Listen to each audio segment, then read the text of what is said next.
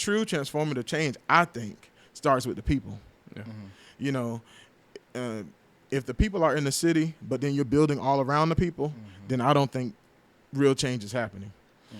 In Florida City, when I was running for city commissioner and doing my research, I saw that, according to the census, U.S. Census, 51% of people ages 25 to 49 did not have a high school diploma. Along with that, 51% of the people living there, ages 25 to 49, lived in poverty. So I see a direct correlation between the two. And so I don't like to call myself a politician. I like to call myself a humanitarian. Although, there is politics in that. Yes. But if it's for the people, I think it's good. And so my thinking is along the lines of how can we support these people who don't have a basic high school diploma to get that, so that the city can become more attractive to businesses, major businesses that will want to build their plants or build their factories in the city, so that people can then have a good living wage. I'm only showing love just to take mine. How could you make excuses but can't make time? How I'm supposed to fix your demons that can't face mine? Don't invest in the appearance, need a great mind. Cause she can change the way she look, but she can't change grind. The baddest woman got that hustle that you can't find. Welcome back to Opinionated, the podcast, Miami edition. I am your host, Joshua Hicks, and as always, I have my brother, Reed Washington. Today, we have the man, the myth, the legend, Takevess Hatcher, or we just gonna call him Hatch. Hatch, tell the people a little bit about yourself. Well, first of all, thank you guys for having me on your podcast. My name is Takevess Hatcher. I am from Florida City, Florida. It's the twin city to the city of Homestead. Exit 1. Exit 1, exactly. Exit 1. So been there nearly all my life, basically. Family is from there.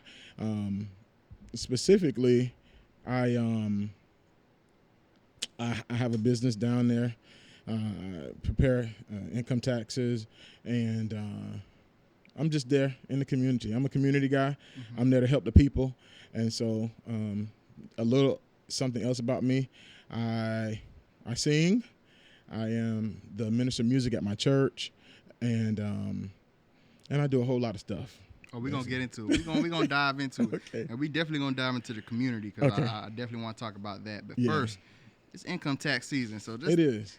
tell us just the significance of paying your taxes, or just the tax system in general. Yeah. Well, first of all, we live in a country that, the country's income is based on our taxes. So that's important, first of all, because if we as citizens of a country don't pay our taxes, then, of course, the country is kind of gets put in a situation. So taxes are important, and they're based on your income. So and then you also have the ability to control some of that regarding your federal income tax and how much you pay depending on your exemptions or your dependents. So it is very important that we pay our taxes, because it helps our communities, it helps our country, and it's also a representation of who we are and how much money we spend, in our communities and in our state and in our country. The history of income tax, briefly, came about, taxes, first of all, for this country is the base for our income. Once we separated from Britain, because of taxation without representation, we had to develop our own system, and therefore that's how we get representatives in the government, and that's how we use our voice, because we pay our taxes. So therefore we have a right to say who we want to represent us and say, how we feel about certain policies. Yeah. So our taxes basically give you a voice. Unfortunately, there are some discrepancies in terms of people who pay more taxes have a larger voice, or people who pay less taxes are looked over. But essentially, we all pay taxes, and so that we can use our voice and vote for people who represent us and represent our interests. I got you, Hatch. Just want to pick your mind about, what do you think about, like, the stimulus checks? Is it enough for our people? Is it not enough? Like, what What are your thoughts on that? Well, first of all, the stimulus check is there to stimulate the economy. I'm a bit, it's a bit confuddled, if you will, about it, because it's there to stimulate the economy, but we spend our money on the corporations that already are well. So is it really to stimulate me or to support me, or is it really to stimulate the big business? Right. So that's one thing. And now, money in anybody's pocket is good, but to that point, we have to know how to spend our money. Yeah. So though we're getting money from the government, I think the next part is, how do we become financially literate to make sure that not only this money is coming to us and we can spend it, but that we kind of save a little bit so that we can also have some when another hard time comes. I was just about to ask you if do you think people spend it the right way? Because I see a lot of stimulus checks flying right out the door before they even get them. Exactly.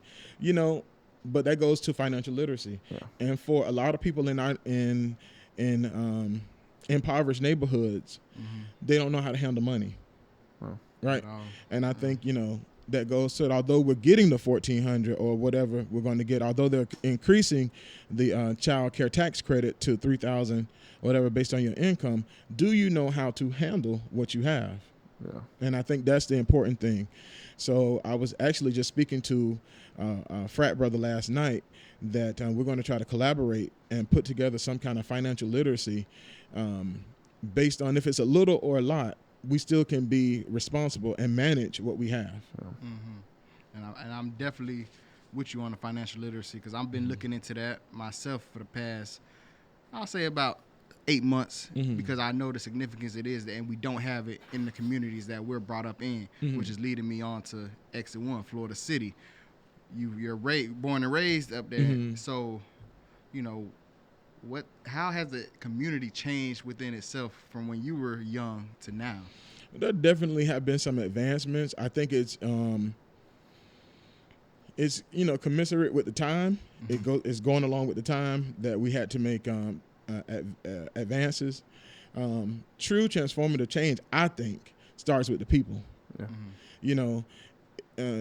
If the people are in the city, but then you're building all around the people, then I don't think real change is happening. In Florida City, when I was running for city commissioner and doing my research, I saw that, according to the census, U.S. Census, 51% of people ages 25 to 49 did not have a high school diploma. Along with that, 51% of the people living there, ages 25 to 49, lived in poverty. So I see a direct correlation between the two. And so I don't like to call myself a politician. I like to call myself a humanitarian. Although, there is politics in that. Yes. But if it's for the people, I think it's good.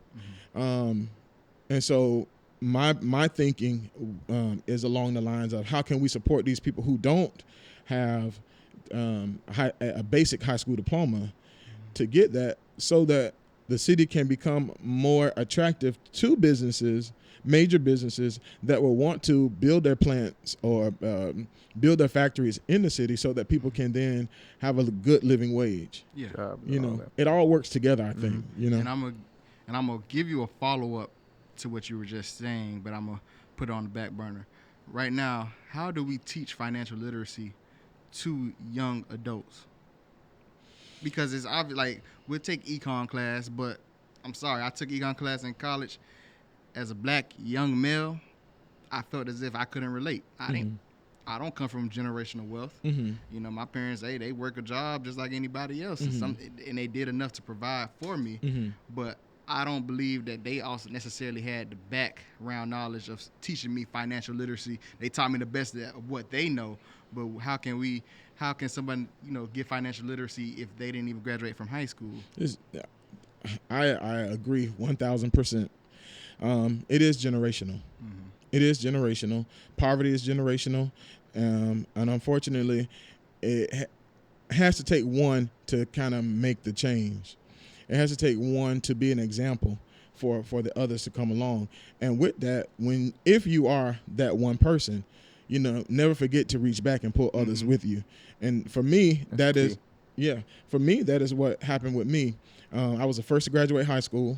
I was the first to, and out of my mom's children, I was the first to graduate high school. First to, out of all the grandchildren, my grandmother's grandfather's grandchildren, first to finish college. Subsequent to that, others went to school and got a master's degree, but then I'll be the first, God willing, if I finish this doctorate degree, or when I finish this doctorate degree, to be the first to have a PhD in my family. And I think it's important that people have to realize their giftings. They have to realize what they have, what they possess, and know that if they try or attempt to do something great, it can happen. So to change that generational wealth, it takes one to step out there and just do something, and then not only don't forget about those behind you. And people have to just know they have to work with what they have. You have to work with what you have. I'm a big guy. I know I can't wear a size small, so I have to work with what I have. I got to get the larger size, and just go with it from that point. I think some people think that they need more to work with when they really don't. Well, then I think about the piggy bank. Saving your change. It's so many levels to it, but people have to be awakened to the possibilities of it, and know that it doesn't take a lot to make an impact. Your small doings can make a larger impact in the future. I mean, and I always ask my nephew. He was like, I want this money and I want to make this money. I said, well, what is your goal attached to it? I think people have to attach a goal to the money that they want. Attach a goal to what they're saving for. And when you attach that goal to it, it makes it more worthwhile. And then once you attain it, you'll see the benefit of it. Exactly. And that's piggy bank or a hedge fund. And switching lanes a little bit in the conversation, and we've been talking about communities. Obviously, you're from down here. I'm from down here. We've seen things change. I would be doing myself an injustice if I don't speak about gentrification. Correct? Yeah. You're from Florida City. I'm from Homestead. Yeah. I have seen Homestead grow throughout the years, but I have seen the Twin City and the neighboring neighborhood, Naranja, and Florida City, get left behind. Right. How does that make you as an individual? Because you're not a politician, you're a humanitarian, but deep down, you're a person from Florida City. How does that impact you and make you feel that your community seems to be getting left out? And then this is to that point. We have to work for people. Everybody has not been given a silver spoon, but everybody does have personal responsibility. So I think that because you have been given a wooden nickel, that doesn't mean that you just stay there. You have to have some kind of personal responsibility about yourself.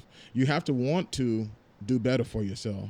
So I think personal responsibility is a part of that, so that you won't be left behind. And then we also have to know the power that we have. And it starts in our cities. We vote and put these people in office, or we don't vote and they just get in office. Right. And so, if we are quiescent or dormant to the things that are happening around us, we'll always be left behind. We have to take our power and we have to use it. We have to vote. We have to register to vote. We have to just do those things that will make it better for us. And I think situations like this, what you have now, awakening the people, is excellent. So that people could hear and be awakened to that possibility. What are your aspirations for Florida City? Because I have a handful of friends that grew up there, and it seems like the method is get out. As soon as I make it big or get a little bit of money, I got to get out. But you seen that went back to your community. So what do you want to see in your city in the future? It's unfortunate that people think, when they think of Florida City, they think immediately of crime, poor people, uneducated people. That's just the image that's pervasive about Florida City. But I think I think that what I want to contribute to Florida City is to change the culture of Florida City. To change the culture. Now, what do I mean by change the culture? Recently, we did for MLK Day. Because of COVID, we did not have our normal parade. But I felt it important enough that we do something to represent Dr. King, right? So I organized a citywide cleanup because there's a lot of trash in Florida City. And so I think that just taking care of your yard, taking care of your area is one way that we can kind of change the idea about Florida City. I think it starts with the people, but if those who know better go in and show them how to do better, I think that's one start. It's the lead.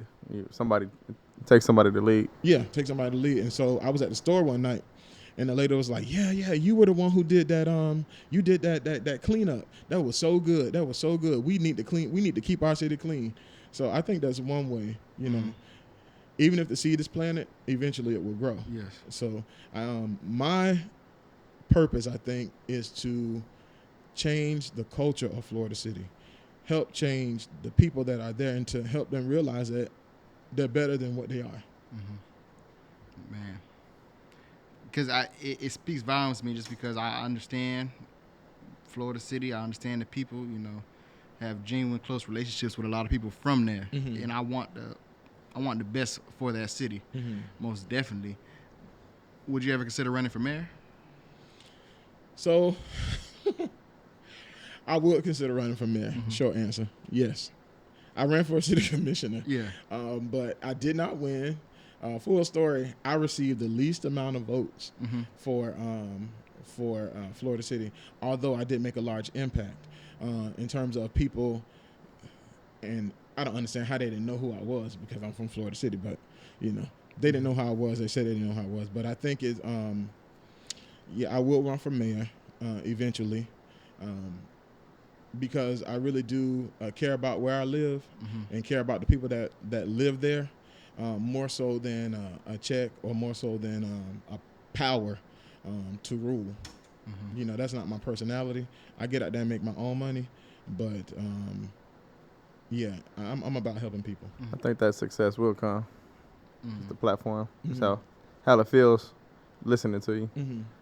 And, you know, I don't want to, you know, put no salt on the wounds, but why do you think you received the least amount of votes? I mean, I know you stated that people say they don't know who you are, but you were in the community doing probably more or just as much as the person that you were going against. Why do you feel that? Well, full disclosure, you know, honestly, I'm an honest person.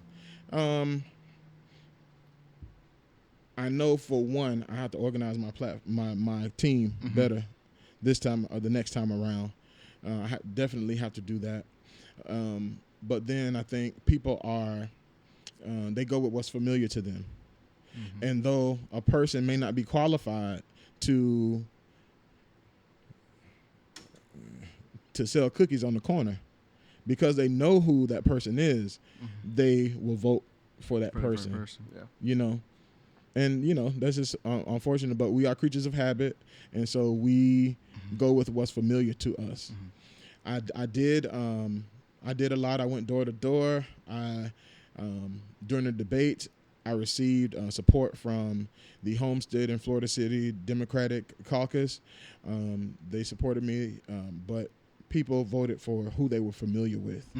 And so I know that I have to raise up a whole nother group of people who don't vote, who are not a part of it, or who have grown dormant to the politics in the city because they feel like because the same person has been there for such a long time, or because they feel like the city is not doing anything. I have to go in and have to change those people's mind about where we can take the city together, and not just me by myself, but us together. Yes. If you had to tell a black young male who's growing up right now in Florida City, you know, anything positive, what would it be? Number one, get your education. Finish school. Stay out of trouble. Trouble is so easy to get into, especially in Florida City with drugs and with crime. stay away from trouble. And I know it could be inviting because of the camaraderie that people feel when they're in that particular situation, but keep your name good. Stay out of trouble. Go to school. Listen to your parents, and just do the best for yourself. Those are just 2 or 3 small things, but I think finish your education, listen to your parents, and stay out of trouble. And one of my last questions: do you believe there's a better future for Florida City? I do. I am an optimistic person, and I'm not a pie in the sky. I know that it takes work for that to happen, but I believe that we can make a change. As a matter of fact, my platform, or my slogan for my campaign was "We can move forward." We together, we can move forward together. Yeah. Hatch, you don't know how much this conversation meant to me, man. Thank you. And what it's gonna mean to a lot of people that's from this area. And I believe they'll know who you are after this.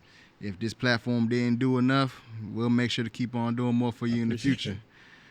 He's Reed Washington. I go by the name Joshua Hicks. This is Opinionated, the podcast, Miami edition. Love, always. As we stumble upon another week, you may find yourself at a crossroad. You begin to question whether everything you're doing is worth it. You see, it's embedded in us to retreat back to normal whenever one becomes uncomfortable. Yet, uncomfortable situations usually make the best resolutions. I say that because when your back is against the wall, all you have left is your instincts. This week, trust your gut. Realize that every decision you make may not be for everyone, but then again, you're not for everyone. As always, God bless. Selah.